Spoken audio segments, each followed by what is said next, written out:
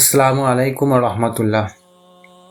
বাংলাদেশ গাজীপুর মাদ্রাসার এক ছাত্রীকে অপহরণ করেন এক হিন্দু যুবক এবং 3 দিন আটকে রেখে ধর্ষণও করেন। এটা আমরা সকলেই সোশ্যাল মিডিয়ায় দেখেছি। 2 মাস আগের নিউজ। সেইভাবে প্রশাসনও কোনো ব্যবস্থা করেনি, আর মেন স্ট্রিম মিডিয়া যারা আছে তারাও কোনোভাবে নিউজটা কভার করেনি। এখন তাহলে আমাদের কি করণীয়? আমাদের কি করতে হবে? আমরা কীভাবে সচেতন হব? চলুন এই বিষয়ে শেখ আহমদুল্লাহ হুজুর আমাদের কিছু ওসিয়ত করবেন। চলুন দেখি ভিডিওটা। গাজীপুরের ঘটনাটা নিয়ে আমাদের সবারই কম বেশ মুখ খোলা দরকার। আমাদের সবারই এই ব্যাপারে কথা বলা দরকার। এই ঘটনা আমি যতটুকু শুনেছি যে 2 মাস আগে ঘটেছে, 2 মাস পরে প্রকাশ হচ্ছে। 2 মাস ধরে দামাচাপা দেওয়া হয়েছে কেন, সেটা একটা বড় প্রশ্নের জায়গা। আর এই দেশে মুসলমানরা, আমরা দীর্ঘদিন থেকে দেখেছি, হিন্দুদের পূজা হলে যাতে করে সেখানে কেউ নাশকতা করতে না পারে, মাদ্রাসার ছাত্ররা গিয়ে মন্দির পাহারাদারি করে সেখানে মুসলমানদের বদনামির হাত থেকে বাঁচাবার জন্য চেষ্টা করে।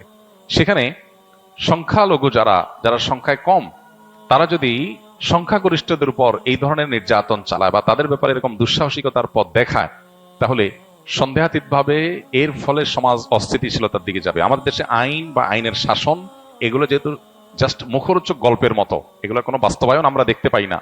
এজন্য মানুষের আস্থা তলানিতে।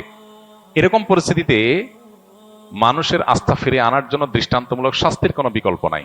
অতএব এই ধরনের ইস্যুতে বিশেষ করে জড়িতদেরকে দৃষ্টান্তমূলক শাস্তির মুখোমুখি করার কাজটা যদি প্রশাসন করতে ব্যর্থ হয়, তাহলে মানুষ আইন নিজের হাতে তুলে নিলে তার দায়ও এই লোকগুলোর উপরেই পড়বে। পাশাপাশি আরেকটা গুরুত্বপূর্ণ বিষয়, আমাদের দেশে আপনারা লক্ষ্য করবেন যে তথাকথিত নারীবাদী, তথাকথিত শিশু অধিকারের ব্যাপারে সচেতন যারা, তথাকথিত সুশীল যে মানুষগুলোকে আমরা বলি বা নিজেদেরকে তারা বলেন, এই মানুষগুলো এ ধরনের ঘটনা একেবারে মুখে কুলুপ দিয়ে বসে থাকেন। কোন মুসলিম নারী তিনি নির্যাতিত হলে তাদের নারী অধিকারের স্লোগান একেবারে থেমে যায়। আজকে যদি ঘটনাটা উল্টো হতো, ধরা যাক কোনো মাদ্রাসার ছাত্র, কয়েকজন ছাত্র কোন হিন্দু একটা মেয়েকে, যে শিশু, তাকে তুলে নিয়ে গিয়ে যদি এই জুলুম করতো, এই নির্যাতন করতো, তাহলে আজকে সারা দেশের মিডিয়া, সারা দেশের তথাকথিত প্রগতিশীল নারীবাদী, এদের পেরেশানের কোনো শেষ থাকতো না। এদের আওয়াজ অনেক বেশি শোনা যেত। কিন্তু দুর্ভাগ্য যে এখন যখন মুসলিম ভিকটিম, তখন এরা একেবারে চুপ, এদের মুখে কুলুপ।